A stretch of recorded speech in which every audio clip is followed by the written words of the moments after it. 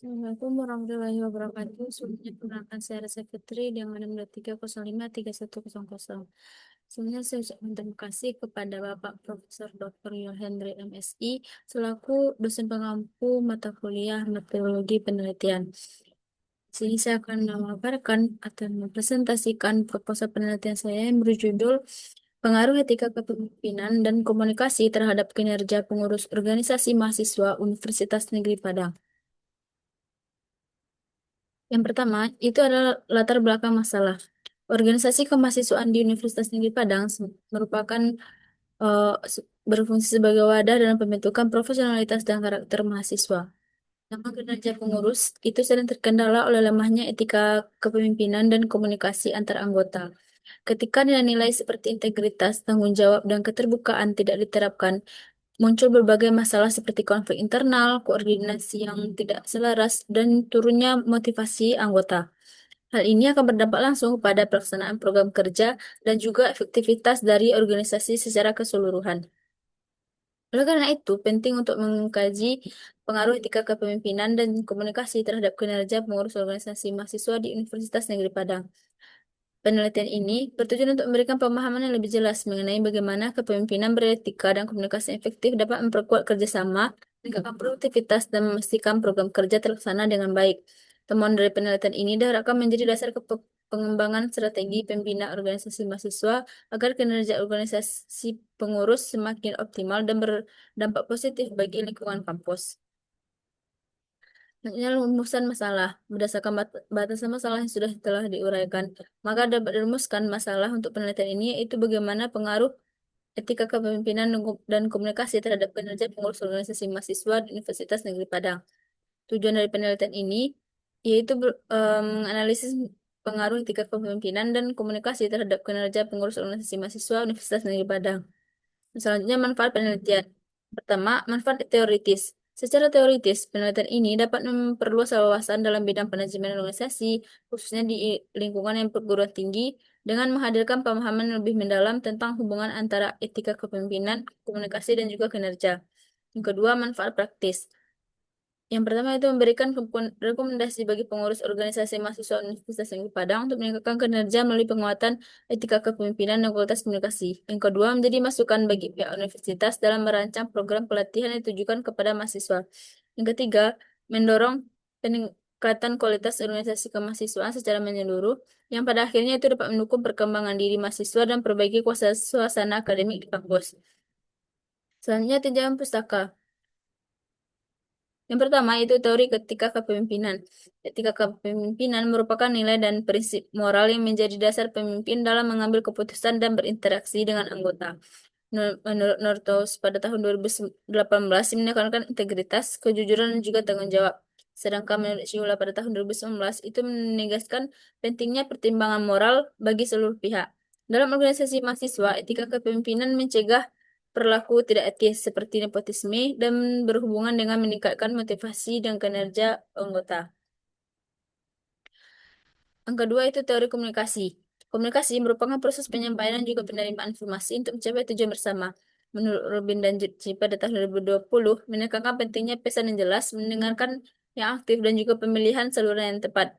Sementara menurut Lidenholt et al. Pada tahun 2017, menyoroti bahwa aspek verbal dan nonverbal dalam organisasi mahasiswa, penggunaan media digital itu juga perlu digunakan dengan baik agar tidak menimbulkan miskomunikasi. Selanjutnya, teori kinerja organisasi. Nah, kinerja organisasi menggambarkan pencapaian tujuan melalui produktivitas, mutu kerja, dan kepuasan pemangku kepentingan. Menurut Robbins dan Coulter pada tahun 2018, menyatakan bahwa kinerja dipengaruhi faktor internal seperti kepemimpinan dan komunikasi. Sementara menurut Greenberg pada tahun 2020 menegaskan perlunya lingkungan yang mendukung. Pada organisasi mahasiswa, kinerja itu terlihat dari keberhasilan program dan juga pengelolaan sumber dayanya. Nah, selanjutnya itu hubungan antara variabel. Etika kepemimpinan yang baik mendorong komunikasi yang terbuka dan jujur, sehingga koordinasi dan motivasi meningkat. Komunikasi yang efektif kemudian akan berdampak pada peningkatan kinerja pengurus organisasi. Menurut Bas pada tahun 2018 dan Jablin Man 2019 menegaskan bahwa pemimpin yang yang etis dan juga komunikasi yang baik itu mampu mengurangi hambatan serta meningkatkan kualitas dari efektivitas organisasi. Selanjutnya, penelitian yang relevan. Yang pertama, menurut Mekhimer dan Abdel Halim pada tahun 2025 dalam Leadership Quarterly menemukan bahwa etika kepemimpinan memiliki korelasi positif dengan kinerja tim. Penelitian ini menunjukkan bahwa pemimpin yang beretika itu mampu meningkatkan motivasi anggota. Relevansinya dalam penelitian ini adalah mendukung hipotesis bahwa etika kepemimpinan berpengaruh positif terhadap kinerja pengurus organisasi mahasiswa. Yang kedua, menurut Haider et al. Pada tahun 2022, dalam International Journal of Business Communication menganalisis 150 responden. Penelitian ini menegaskan pentingnya komunikasi dalam peningkatan kinerja. Relevansinya bagi penelitian ini adalah memperkuat argumen bahwa komunikasi berperan penting dalam kinerja pengurus organisasi mahasiswa. Selanjutnya, menurut Haim et al. Pada tahun 2025 dalam Academy of Management Journal meneliti integrasi etika kepemimpinan dan komunikasi dengan data. Nah, relevansi penelitian ini terletak kepada penguatan teori bahwa etika kepemimpinan dan komunikasi saling berinteraksi dalam meningkatkan kinerja pengurus. Selanjutnya ada Smith dan et al. 2020 dalam Journal of Higher Education meneliti 300 mahasiswa dan menemukan pengaruh signifikan etika kepemimpinan dan komunikasi terhadap kinerja. Penelitian ini sangat relevan karena secara langsung menunjukkan bahwa kedua variabel tersebut mempengaruhi pengurus organisasi mahasiswa sesuai dengan konteks penelitian ini. Yang selanjutnya itu Mahfud et al. Pada tahun 2025 dalam Journal of Leadership Studies menunjukkan bahwa etika kepemimpinan memediasi hubungan komunikasi terhadap kinerja. Relevansi penelitian ini adalah memperkaya kerangka teoritis dengan memasukkan peran mediasi etika kepemimpinan sehingga mendukung pengembangan model penelitian dan kinerja pengurus organisasi mahasiswa. Selanjutnya itu adalah kerangka konseptual dan juga hipotesis penelitian. Nah, berdasarkan dari kerangka konseptual ini, kita dapat melihat dari hasil penelitiannya, yaitu H1, yaitu etika kepemimpinan X1 memiliki pengaruh yang signifikan dan bersifat positif terhadap kinerja pengurus organisasi mahasiswa di Universitas Negeri Padang atau variabel Y. Yang H2, komunikasi atau variabel X2 memberikan pengaruh yang signifikan dalam dan positif terhadap kinerja pengurus organisasi mahasiswa di Universitas Negeri Padang atau variabel Y. H3, itu etika kepemimpinan atau variabel X2 dan komunikasi secara bersama-sama memberikan pengaruh yang positif dan signifikan terhadap kinerja pengurus organisasi mahasiswa di Universitas Negeri Padang atau variabel Y. Selanjutnya itu metode penelitian. Yang pertama, pendekatan kuantitatif. Penelitian ini menerapkan metode kuantitatif dengan pendekatan asosiatif yang bertujuan untuk mengkaji hubungan dan juga pengaruh antara dua variabel atau lebih. Variabel yang diteliti meliputi etika kepemimpinan X1 dan komunikasi X2 sebagai variabel independen dan kinerja pengurus atau variabel Y sebagai variabel dependen. Selanjutnya, populasi dan sampel. Nah, populasi dalam penelitian ini mencakup seluruh pengurus organisasi mahasiswa di Universitas Negeri Padang. Pemilihan populasi tersebut didasarkan pada keterlibatan pengurus seperti BEM, HMJ, ataupun organisasi tingkat fakultas dalam kegiatan kepengurusan yang berkaitan dengan pengalaman berorganisasi, proses pengambilan keputusan, dan juga serta dinamika interaksi antar anggota yang relevan dengan variabel penelitian. Selanjutnya, metode pengumpulan data. Yang pertama, jenis dan sumber data. Penelitian ini menggunakan data kuantitatif berupa angka yang dianalisis dengan teknik statistik. Sumber data adalah data primer yang diperoleh langsung dari pengurus organisasi mahasiswa Universitas Negeri Padang melalui penyebaran kuesioner. Data dikumpulkan melalui kuesioner skala Likert yang disebarkan secara luas melalui Google Form. Skala Likert ini terdiri dari 5. Yang pertama, yang satu yaitu sangat tidak setuju, yang kedua tidak setuju, yang ketiga netral, yang keempat setuju, dan yang kelima sangat setuju. Nah, setiap pernyataan ini disusunkan berdasarkan indikator masing-masing variabel sehingga pengukuran bersifat sistematis dan juga terstruktur. Selanjutnya, instrumen penelitian. Yang pertama, jenis instrumen. Instrumen berupa kuesioner yang disusun melalui beberapa tahapan, yaitu menyusun butir-butir pernyataan yang jelas dan terstruktur, serta melakukan analisis rasional untuk memastikan kesesuaian pernyataan dengan indikator. Yang kedua, rancangan instrumen penelitian. Variabel yang pertama yaitu etika kepemimpinan atau variabel X1 dengan indikator yang pertama integritas, yang kedua kejujuran, yang ketiga keadilan, yang keempat tanggung jawab, dan yang kelima itu etika etis. Dengan jumlah butir penyataannya 10. Variabel yang kedua adalah komunikasi atau variabel X2 dengan indikatornya kejelasan pesan, yang kedua umpan balik, yang ketiga keterbukaan informasi, dan yang keempat ketepatan penyampaian. Dengan jumlah butir penyataannya itu ada 10. Nah, yang variabel yang ketiga itu kinerja pengurus atau variabel Y dengan indikator yang pertama produktivitas, yang kedua ketepatan waktu, yang ketiga kualitas program, yang keempat itu tanggung jawab, yang kelima kerjasama, dan juga yang keenam kepuasan anggota. Dengan jumlah butir pernyataannya itu ada 10. Berdasarkan indikator yang telah dirumuskan tersebut, seluruh indikator ini menjadi pernyataan yang dalam kuesioner yang dinilai menggunakan skala Likert.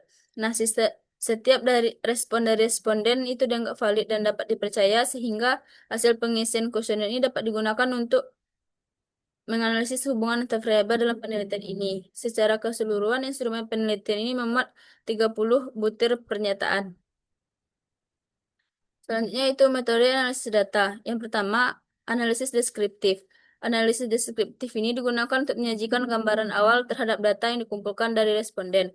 Tahapannya itu yang pertama menghitung nilai minimum, nilai maksimum, rata-rata, dan juga standar deviasi. Yang kedua, memberikan gambaran awal mengenai kecenderungan dan juga karakteristik data. Nah, yang kedua adalah uji instrumen penelitian yang terdiri dari beberapa bagian. Yang pertama adalah uji validitas. Uji validitas ini digunakan untuk memastikan bahwa setiap butir pernyataan itu benar-benar mengukur aspek yang ingin diteliti.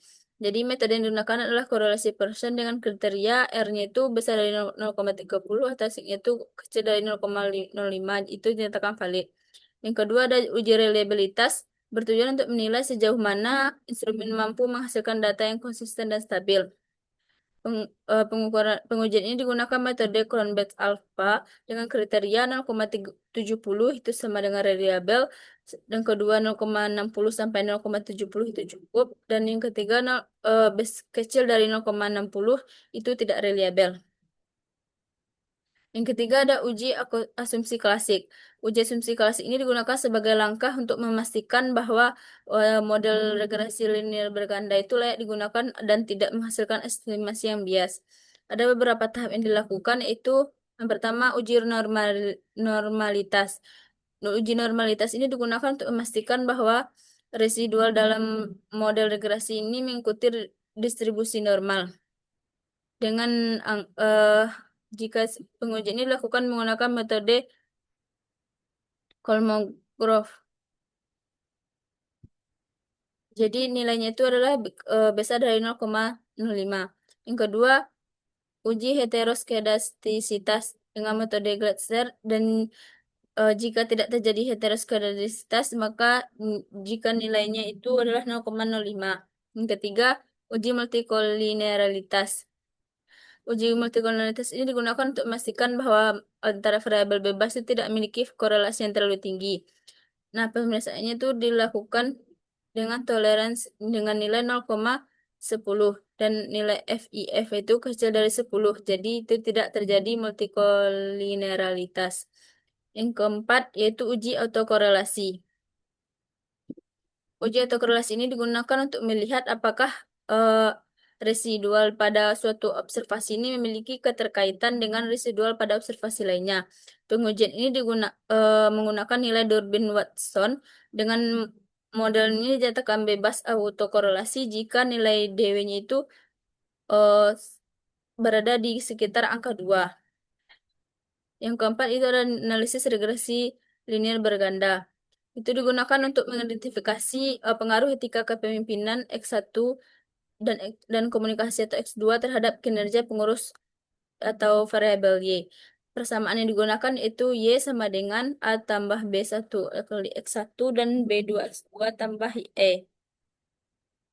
Model ini berfungsi untuk melihat besarnya pengaruh baik secara parsial maupun simultan. Nah, selanjutnya itu uji hipotesis. Uji hipotesis ini terbagi menjadi beberapa bagian. Yang pertama, uji T. Uji T ini digunakan untuk menilai pengaruh masing-masing variabel independen terhadap variabel dependen secara individual. Pengaruh ini dianggap signifikan apabila nilainya itu kecil dari 0,05. Yang kedua, uji F. Uji F ini digunakan untuk menilai apakah variabel X1 dan X2 ini secara simultan memberikan pengaruh yang signifikan terhadap variabel Y. Jika signifikan, maka uji ini dengan nilainya kurang dari 0,05. Yang ketiga, yaitu koefisien determinasi. Koefisien determinasi ini digunakan untuk mengetahui sejauh mana variabel X1 dan X2 ini dapat menjelaskan variasi yang terjadi pada variabel Y. Jika nilainya itu semakin mendekati 0, itu menandakan bahwa prediksinya itu kuat. Dan jika nilainya itu mendekati 1, itu berarti menunjukkan prediksinya itu rendah. Nah, sekian yang dapat saya paparkan. Kalau ada kata salah dan kurangnya, saya mohon maaf. Saya sudahi. Assalamualaikum warahmatullahi wabarakatuh.